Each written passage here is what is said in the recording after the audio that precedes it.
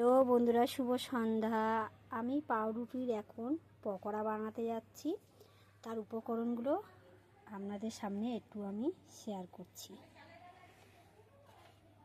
কাঁচা লঙ্কা কুচি, দুটো টমেটো নিয়েছি, সুজি পরিমাণ মতো নিয়েছি, এটা ময়দা নিয়েছি আর পেঁয়াজ কুচে নিয়েছি।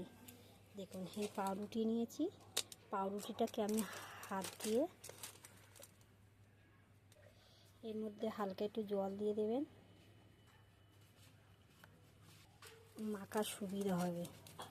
আমাদের ঘরে যে পড়ে থাকা বাসি পাউরুটি না, সেগুলো কেন ফেলে দেবেন? দেখুন, এইভাবে আপনারা সন্ধ্যাবেলা বেশ একটু হালকা বৃষ্টি পড়ছে, খেতেও ভালো লাগবে। একটু আমি পকোড়াও বানিয়ে নিলাম, এটাও ফেলা হলো না।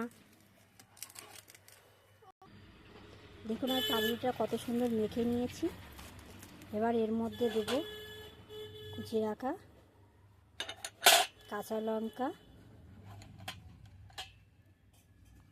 পেঁয়াজ কুচি।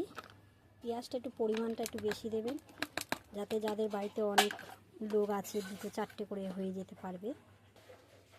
সুজি এর মধ্যে দিয়ে দিলাম, ময়দা, দুটো ডিম, আর দেবেন স্বাদ মতন লবণ। এটাকে ভালো করে এইভাবে মাখিয়ে নেবেন।